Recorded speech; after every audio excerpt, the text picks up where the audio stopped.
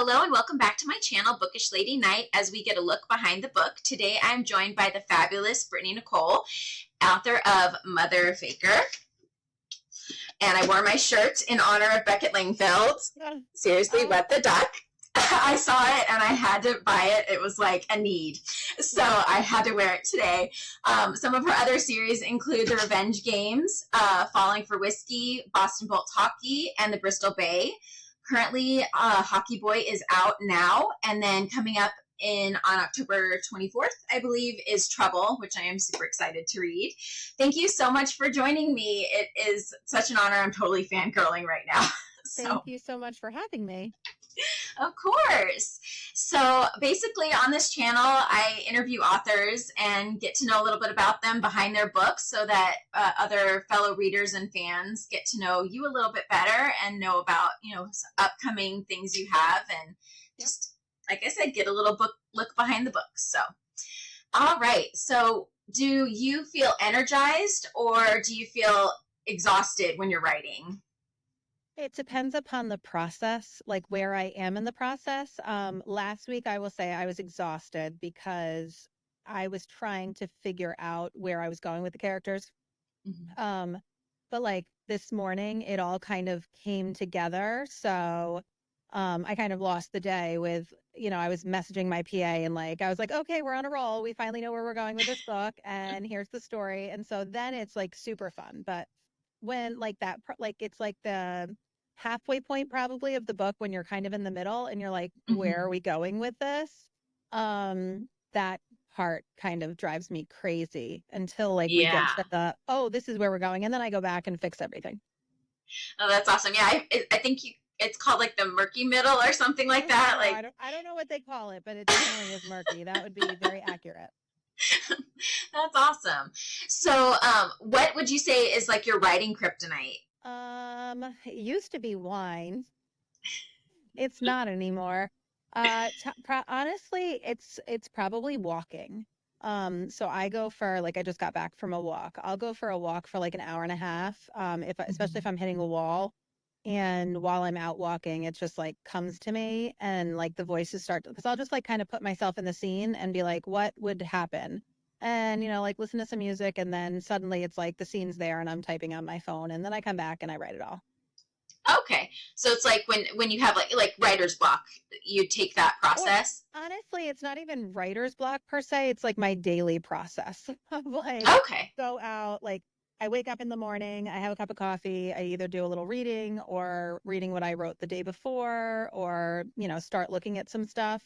And I'll try to start writing. And if I have something going, great. If I don't, then I'll just go for a walk. But normally the walk happens around 10:30 by the time I actually get up. And it lasts for an hour and a half of walking and kind of plotting in my head. I feel like I get what would be 8 hours worth of work done in that hour and a half walk because I flush out the main points of that chapter and get that done. Okay. So yeah, it's a big process. It sounds like you're a planner versus a pantser. I think they call it a pantser. Oh, I'm definitely a pantser because I do not plot the book out at all ahead of time. I kind of know okay, this is what the tropes are going to be. And normally I deviate greatly from that. The story really much every daily shows itself to me. The characters 100% control the story. Okay. Awesome. So, if you could tell your younger writing self something after, everything you've learned, what would you tell yourself if you went back in time? Why didn't you start this in 2011 before Kindle blew up? No, I look back at some of the people that kind of brought this industry forward, the Melanie Harlows, the T.L. Swans, when there was very few writers out there. And they killed it, and they didn't know what was going to come of it, and they did amazing things, and they're still doing amazing things. And now it's a very crowded market, and I know that for them, I'm sure they're oh great, we've got another author coming in on a daily basis. Not that they're wonderful. They both actually host author groups which help people. So Oh, I'm, that's but awesome. I'm sure that, but like if I could do anything, I'd love to have gone back and not started this in 2021 and started it way earlier. Way earlier. Yeah. So, what do you feel is like the most difficult part of the writing process for you? The middle. Just the Definitely. middle, yeah. It's really like that. Like when I hit 30,000 words, it's like 'cause the beginning flows so easy. You get like excited. You really know that you like you're getting to know the characters. And then you have to have conflict without there being too much conflict. You need to make the characters likable without making them too difficult. I mean, it's easier with men because like women forgive men for everything, but like to make a likable female who doesn't just like lay down and let him do whatever he wants, but also isn't too snarky. Mm-hmm. So the middle, it really like that balance is very difficult to me. And Okay. marketing isn't fun. Marketing, yeah. I feel like that would be hard. I have my own Etsy shop. I make greeting cards based off of books. No, okay. Um, and that part is hard. Like I'm all creative and then I'm like, what now? Yeah, now I So gotta sell this. exactly. So I know what you mean. So then on the flip side, what is the most favorite part of writing for you? The plotting, like with my PA, it's super fun. Like I'll just like send her stuff or like teasing her like with like lines and she will like die and she's just like such a fangirl, so it's fun. Um but like yeah, doing that with like my street team, going in there and chit-chatting and throwing little bits and pieces of the story and like, watching their excitement. That is definitely part of, like my favorite part because I love edging people. Yes, I'm on the street team and I'm literally like, Yes. like every single time you put something in there, Yep. and I'm like falling to the ground, melting.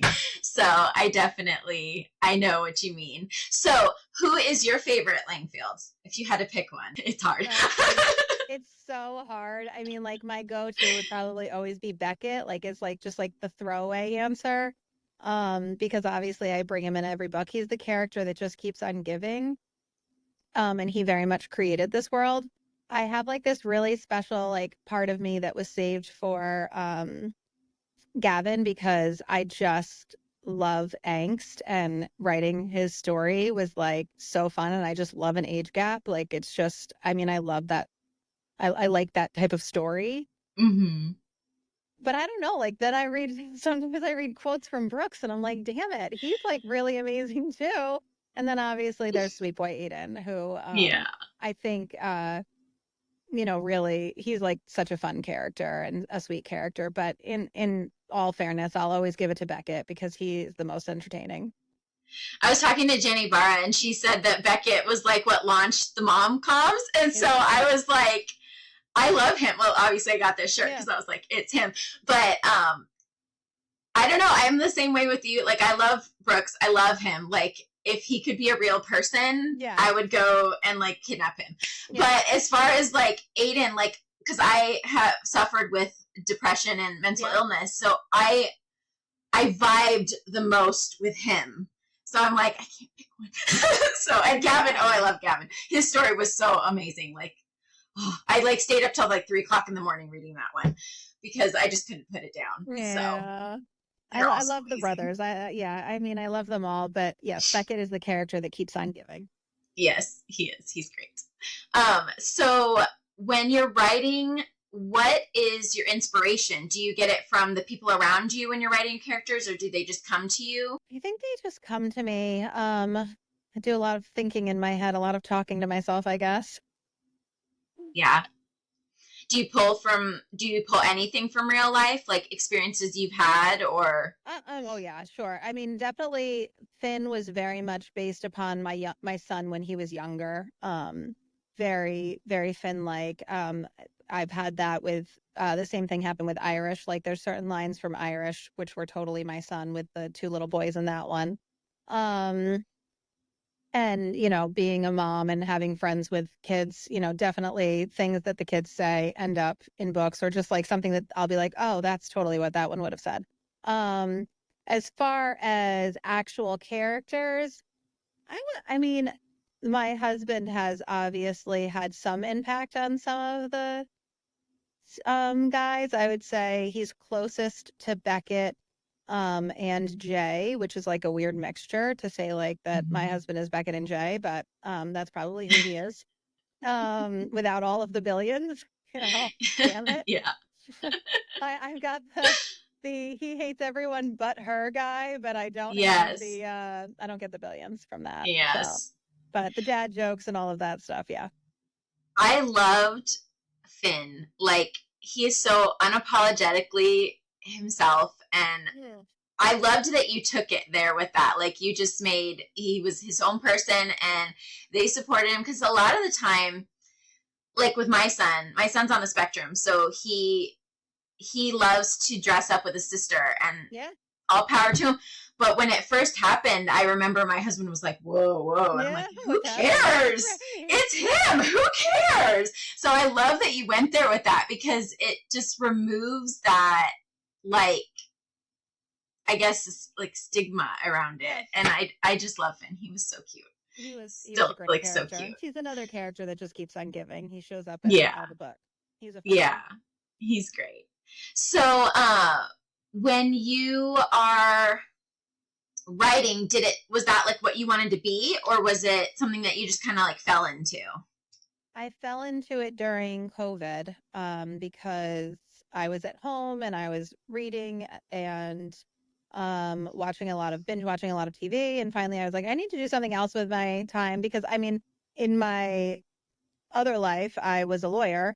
And we couldn't be in court, so I wasn't doing anything. And I was just kind of stuck at home and I wasn't used to not doing anything. So Yeah. I started writing and then it took over my life. Oh, that's wonderful. Well, you're great at it, so Thank you. it Thank you. definitely was a good choice. What would be your favorite book boyfriend if you had to pick one of your any of your characters, or and maybe not even your characters, just any character from when you've read? Who would Oh, you say is like your book boyfriend?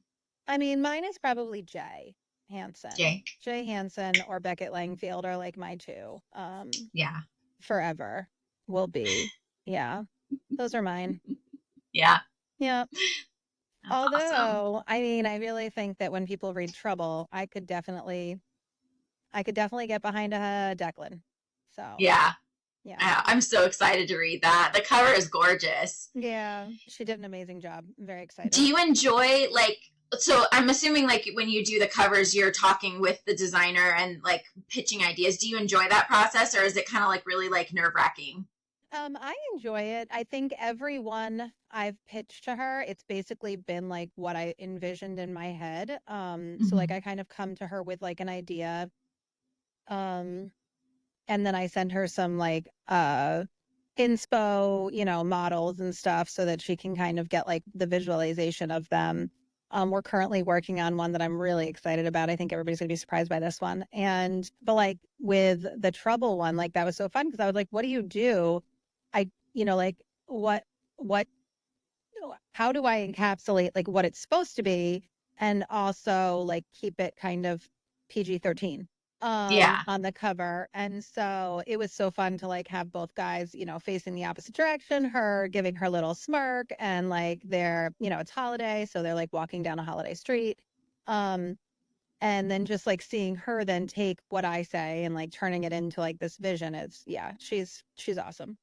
It's a great process. And then how is it with you with finding? I know several of your books I have on Audible, so I feel like that would be like really nerve-wracking trying to find like the best narrator to be your characters. Is that like Well, enjoyable, or do you like? I normally find the narrator before I write the book. Okay. So I write the book knowing who's going to narrate it. So with Mother Faker and like with the mom comes, we already knew like that was kind of in existence. Um, Not simultaneously with writing it, but like pretty close to it. Like I had written probably like a third of the book, and then I was like, okay, I know who's the narrator. And then from there, because I worked with the production company then to pick the narrators for the rest of the series. So I very much went into like the series being like, okay, well, this narrator is totally this character. And so when I'm writing it, I almost hear the narrator say the lines. Mhm. So that was a big part of my process. I mean, it certainly wasn't part of my process like in the past because Mhm. until Irish, I wasn't able to do that. I didn't know who my narrators would be like, but Irish was like very much written with the intention of like, these are the narrators. I'm writing a book knowing who it is. And so since Irish, I've been able to do that. I don't know what the future will hold with that, but I find um, I'm trying now to just let it be that there are a lot of narrators out there that I'm not going to necessarily know, and I want to give more people opportunities. So maybe it doesn't have to be somebody that everybody instantly recognizes, and just kind of try some new voices. So that's kind of my thought process for maybe future books. Oh, that's wonderful. Yeah, he's totally, yeah, he's Beckett. Like the Yeah, voice was perfect. And I loved Irish. I listened to the audiobook of yeah, that one, yeah. and they just fit really well with the story and like visioning the characters. Yeah, I mean, it was written knowing precisely who was going to narrate it, so that is not surprising at all. Everybody that listens to it, they're like, "Oh my gosh, this is like so them," and I'm like, "Well, I mean, I knew they were narrating it before I wrote the first word, so That's that awesome. makes That's sense." really great. Yeah, that's really, really great. Yeah. So what is, out of all of your characters, the one that's most, who is the character that's most like you out of all of your characters? Probably Liv and or Grace, who Nice. I think are very similar. I think that they're Mm-hmm. both very similar, strong-willed women with with some insecurities, very much in the workforce. Like that's a big part of their personality is their job, um, and with men that kind of drive them crazy. So very much relate to them. Yes, that's awesome. So, with your writing, what is your favorite trope to write? Apparently, I really love a second chance. I really love the callbacks to like past times and like how something so minor can play such a major part. I like the Easter egg hunts of books, and I really think you can do that with a second chance. I didn't realize how much I liked second chance, but I like write it a lot. I've noticed that. And I do really enjoy those things. I love anything fake dating, fake marriage, fake anything. I just am not very good at it. Like I feel like I immediately make it real. Um, whereas like I just don't follow tropes, I guess is what is the long and short of it. I will say like this is going to be a fake marriage book. And pretty quickly into that, like I'm going against the grain. So I feel like I kind of flip tropes on their head and I say like this is the trope I'm writing. And so I really like writing that trope, but then I don't actually Mm-hmm. follow like the trope rules. So Okay. Yeah, those I are the can ones see I that. like. I just don't end up You sticking to them. you don't stick to them. I like that. I love second chance, and I love the fake dating anything and like the accidental pregnancy. I know there's a lot of people that are like, but I'm like, I really like it because usually it sets up such great like plotting and like banter Yeah. between the characters that I'm like, oh, I'm totally here for it. So I love that. So with your writing process, once you kind of know the characters speak to you, when you're like writing it out, how long from when you get that little nugget to finishing it does it take you to finish a book? It really varies. There are some books, like Trouble went really quickly. I did not intend it to be a 95,000 word book. It was supposed to be like a quick novella. And it was supposed to give me some time so that I could write War. And instead, it took my time from when I had to write War. So now War, which should have been like fully done by this point, is not. And I'm now like writing that one a lot quicker. I find that like if I know what I'm writing, like if the writing bug hits, I can finish a book in a month and it will like come very easily. If the writing bug doesn't hit, it's like a drag and it's like, okay, like I'm going through sludge and I'm just trying to get there. Irish was another one that was kind of like a fever dream, just really wrote itself. Revenge Era wrote itself. Um, the Whiskey Duet and the Extra Dirty Duet, those were both like 9 months each. Like, you know, but there were two books in each of them, but like Mm-hmm. like a full year of like writing, like focusing on those books. So like some of them just go quicker and some of them don't. It Yeah. really depends. So as you're writing, do you go back like at the end of your writing session and edit, or do you do all the editing at the end? I normally reread what I wrote like right then. Um, and then I like continue to edit inside of it. I used to like go right back to the beginning and like read before I'd start writing again, but that definitely slows you down. Yeah. And so I don't do that anymore. But with this book with War, I did just do that this week because I was like trying to get myself back into the story because unfortunately when you're writing like multiple books at the same time, you kind of get out of it. And when you're releasing and Yeah. releasing and releasing, and you have to like focus on like the marketing side, you kind of have to focus on different characters, and then you're like, wait, I've got to hop back on these characters' heads. So I don't know how you do that where you're like, you wrote one book. There's another author. It's like, I talked to her and she had like four books going at once. And I'm like, how do you keep all the characters I straight? well, I think most people, if you're releasing, at all more than 2 books a year, if you're releasing 3 books a year, there's no way that you're not working on one while you're releasing another. So it's just, I mean, and normally it's more than that, but like you're at least, your focus is definitely split. So Yeah. it's not easy at all. Yes. Yes. It's like you have to have a little box here and a little box here and a little box here in your brain Yes, to keep them. you do. You do. Yeah. So That's awesome. So, what do you feel makes a great story? Like, as your opinion as an author, like, what do you feel like it needs to be in a story to make it a great story? banter. I think you need banter. I think without it, I kind of get bored. If I'm reading somebody's book and they don't have the banter, I don't want a lot of descriptions. I want like conversation. I want to learn things through the characters doing things, not through the characters telling me things. So I try to do the exact same thing. Although sometimes I'm like, okay, well, like somebody's like, I don't think we learned this. And I'm like, well, we did. It was like told to you, but like they were doing stuff when it was like you learned it about them. You have to infer it. And they're like, no, you have to really tell a lot of readers. Yeah.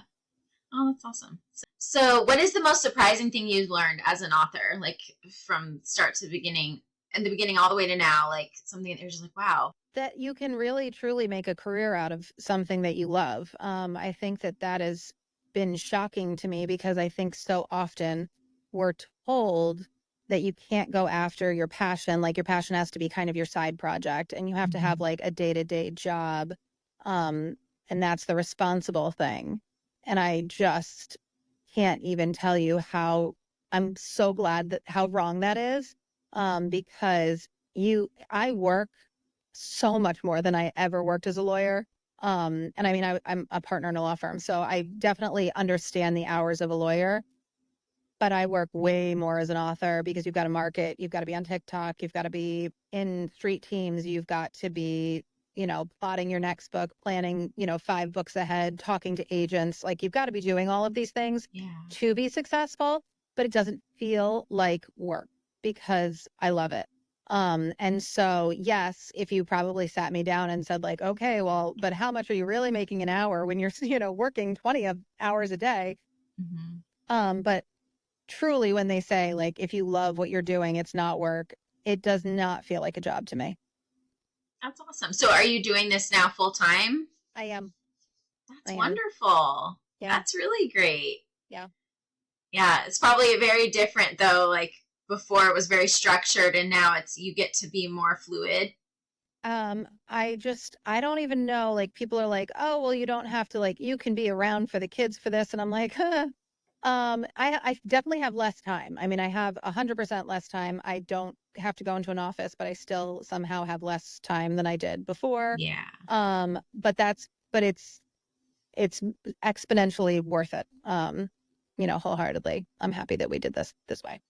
that's awesome. So you have kids. So how do you balance? Hard during the summer, because they're around. A lot Hmm. easier right now, but one of them will be home from school soon. Like that's the thing. Like they get out of school so early, then they have activities, and you're just like, my goodness, it's a lot. Yeah. So I try to get the majority of my writing done in the mornings, and then like 7 o'clock at night, I'll sit down like after we finish dinner and like do the rest of the stuff. But Yeah. like 2 o'clock till 7 o'clock, they kind of own me. So it is what it Hmm. is. Yeah. Totally get that. Yeah. So, what is like a message, like if you could give one message to your readers, like about you, like what you want them to get out of your work, like what would it be? I received a message yesterday and it was I think my PA sent it to me. She was like, "This was in your requests. I want you to remember that like all of the book boxes and all of the deals and anything, the sales, like they mean a lot and they're awesome and it's great to chase all of that. But like this right here is like worth like celebrating." And it was just a message from somebody saying how just like reading my work gave her an outlet and like saved her life because she saw herself in somebody and it made her recognize something about herself. And not anything that dramatic am I ever chasing or, telling my readers, but in general, just that I want to be an escape and I want to be somebody that can make people laugh. And if I can make you smile or laugh during my book, I feel like I've accomplished it. Yes, I sometimes make people cry. I know I do that. I drive people nuts, make them throw their Kindles. But in general, I really try, even in like Irish, to have some light banter where you're going to laugh out loud at something, because I feel like if I have brought anybody joy and if you've gotten joy from my books, then I've done my job. That's awesome. You're actually so I'm an ARC reader. I do a lot of reviews for books. I do Yep. several of your books and I Yep. love them. But when I originally started reading, your book was one of the first ones that I got recommended. Hmm. And for me, a little background about me, I homeschool both my special needs kids, and it's a lot, and it Yeah. is all me basically all day. My husband's in the Navy, so he's gone a Yep. lot. So Yep. your books were my little like laugh out loud, get out of my realm and go into someone else's life and listen to their issues Yeah. and not think about me. And like I can totally agree with that reader that that is totally the vibe you put out. So Well, I appreciate yeah, that. yeah. So I really love them. Like I'm like I'm gonna do a reread once everything's released and like read them all over again. Yeah. So Yeah. go through the whole group of boys again. So Yeah. I really love Yeah. them. Yeah. They're a fun time. They're fun. Yes, they're definitely fun. So when you read reviews, do you read reviews or do you not read reviews? I don't. So it's so funny because obviously get tagged in them. So Mhm. I don't ever go on Amazon or Goodreads. That is like a no-no. I learned the very hard way not to do that. Back when I like debuted. And that's fine. I like review spaces are for reviewers, have fun, have at it. My PA will come to me and say like, "Hey, just want to let you know there's been like multiple people that have mentioned this like issue. So like it's something that you should be aware of for future books or in this book if we want to address it. Like if there's something that so like if there is something that like was constantly brought up. But like we employ sensitivity readers for things that I really think that would get raised like that. Mhm. Obviously, everybody in the world has different sensitivities and different things that they are sensitive to for a multitude of reasons. People don't like to know, like, second chance is like a very tough trope because people don't like to think that when the people were broken up that they ever dated anybody else. They are appalled by the idea that the man would have ever looked at another woman, let alone slept with her. So that is a big comment that ends up on Goodreads all the time.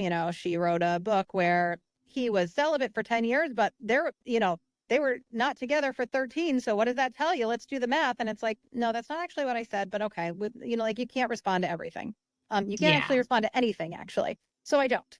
So Yeah. I stay out of the reviews places. Now, reviews that I get tagged in, I try really hard to respond to them whenever there's edits. When people do an edit, I really do try to go in. I don't like to read it just because I get very nervous because you could get tagged in a 4 star and they will still tell you why they didn't like the book. And it really drives me nuts. If you're going to tag an author, don't have anything negative in it. I don't care. Like you can put out there whatever you want, but like the minute you tag that author, now I'm seeing it and I don't have a Mhm. choice not to see it. So I try not to read them unless I see that it's a 5 star. So Yeah. that's my rule of thumb. My PA will send me like really good ones. She'll be like, "Here, look, this is amazing." She's like my little cheerleader. And that's very helpful. But I mean, once a book is out in the world, I'm not going back to like re-edit it and like change it based upon what an ARC reader says. Yeah. Um, so those reviews don't really help, like constructive reviews don't help me. So people Hmm. that say like we write reviews and hopefully the author will see it and then she'll change, like the book. Well, no, that's not how this works. Yeah. So I just approach it as I want to give time to people that make these beautiful edits and obviously respond to those. And if in that process I see a nice review, I will read through it. But if it's not 5 stars, I'm probably not going to read it because I don't know what that 4 star is going to say. And sometimes the 4 stars are nicer than the 5 stars, to be honest with you. They just are like people that only give 4 stars, and that's fine. It's just I just don't know. And I'm more likely to see like some constructive, like I only gave it 4 because, and I don't need to see that part, that Yeah. reason, because it gets in my Yeah. head. I'm like the type of person that once it's in my head, like I can't get it out of my head. So Yeah. I try to stay Yeah. out of it. You know what I mean? Hmm. Well, I hope that they make the mom coms an actual series, like pick it up on like I Netflix or would love it. Amazon. I know. That I would would be love it. so great. And I just think you do witty banter very well and creative scenery. Like I think at like the beginning of that book was just hilarious. Like It the really whole is. thing. And then they're like, he hates kids and he's like, Yes. what? Yes. I don't particularly care for them, but I don't hate them. Right. And just that whole thing was just so funny. So you definitely set up such great, funny scenes, like of what happens to the characters. I'm just I'm like kind of mortified for them in a Yes. way, but I'm just Yes. like, it's so perfect. You're like, It's you so can't look perfect. away, but also like this is awkward. Exactly. So when you write stuff like that, like I know we talked about it a little while ago, that stuff, are those any of those kind of like really laugh out loud incidents, something that's happened to you? Think so. I can't think of like a scene where I was like, oh, that happened to me. Sometimes it happens to Jenny. I will say I steal some of Jenny's stories 100%. Um, But like it's more just like Jenny and I like we get on the phone and we honestly just spitball and like say ridiculous things and the ridiculous things turn into like funnier things and then we make them more ridiculous. Like it's just sitting on the phone and like literally being Beckett and Gavin, like having a conversation. Like we just go back and forth or Beckett and Courtney, like we're just like, Yeah. spitballing things and they just get more ridiculous. And I feel like if you're in rom-com, you kind of have to like skirt that ridiculousness and just have fun with it. And so when I write rom-com, like very much Jenny and I are plotting them. When I was talking to her, she was saying that you guys were in like DC and you were talking about like a murder mystery or something like that, and they told you Yeah. you probably shouldn't talk about this so close to the White House. So you guys changed and you started talking about Beckett, and then you brought up the raccoon, and like that's how that whole series It did. started. It did. That is very true. That is That is so exactly what happened. And then awesome. we were like, we couldn't stop. That's the problem. Like once we start, I was like, I wish somebody would just record us so then we could write the book like based upon like what happened because we'll then go Mm-hmm. back and like be like, so what did we say again we were going to do? And like, what was that? And I'm like, we just need to like get our phone out and start recording the minute that we start talking because we're going to get something down there that's good. That's awesome. Do you guys think you'll do another group of writing books like that? We are currently working on something. Oh, that's awesome. So that's Yeah. future plans. Any other Yeah. future plans for books that you have coming up? I know you said war. I have War, we have Trouble, War, and then Playboy, and that'll end out the Boston Bolt series as of right now. And then we will be heading back to the Boston Billionaires world for a new installment of Oh, them. that's awesome. That's Yeah, really great. I'm looking forward to that. yeah. So, what would you give up to be a better writer? Like if you could give up anything and it would make you a better writer, what would be your thing you'd give up? I don't know. What would I give up to be a better writer? Definitely wouldn't be reading because I enjoy that too much. I don't know, not a lot because I mean, if I could, I mean, I could definitely take some courses and do stuff like that, but I would be giving up income of marketing, so I'm not willing to do that. Yeah. I don't know. I don't know. I couldn't give up coffee. That definitely wouldn't make me a better writer. Neither would wine. It would make you have more grumpy sunshine stories. I'm not very good at giving things up. If I Oh, enjoy yeah. something, I'm an indulger. I'm not a like restrictor. So I can't say that there's really Okay. much I would give up. I would just figure Yeah. out a way to work around it and become a better Work writer around it. without having to Yeah. do that. Yeah. Yeah. So what is your like indulgent that you do? Is it coffee while you're writing or is it chocolate? Like what is your guilty pleasure that you do when you're writing? I don't actually have one, which is, I mean, I'll have a cup of coffee every day, and that's like just my, I mean, but I don't really have, no, I don't like sit. I mean, I have like a thing of like a little baggie of Cheez-Its every day, every afternoon. I guess that's like my little writing Yeah, snack. that could be your little writing snack. Yep. That's awesome. Yep. So what was your favorite book as a child or teen? I loved the Sweet Valley High series. I really Yeah. enjoyed that. Yeah. Yeah. That's great. And then what is something that's like a unique fact about you or a quirky fact about you that's something that not everybody knows maybe that's just like you? I love to sing karaoke. I do. That's awesome. Do you do it often or is it just like every once in a while? I mean, I don't go out often, so it's definitely not often. It's probably if we're lucky once a year. It used to be often, but no, now I don't go out nearly as much. All right. Well, thank you so much for joining me today. I really had the best time chatting with you. It was so great to meet you. Like I said, I'm totally a fangirl. Like Aw, I'm that girl that makes the reels and like puts all of the things in all of the reels and I'm like I love it. gushing over everything that you write. So, and it's been such an honor to be on your street team and reading the arcs of your books. So, and I'm very excited for Trouble that is coming out on October 24th. So if you haven't read any of her books, you really need to add them to your TBR. You won't regret them. Every single one of them has a different twist and they're all unique in their own ways. And so definitely check her out. She's great, great, great author. So I thank you so much for your time. And please like and subscribe if you have a bookish best friend that you think would enjoy this episode. It's also available on Spotify now. So those will be airing coming up on Monday. And so thank you so much for joining me. I had a blast. Thank you for having me. Thank you.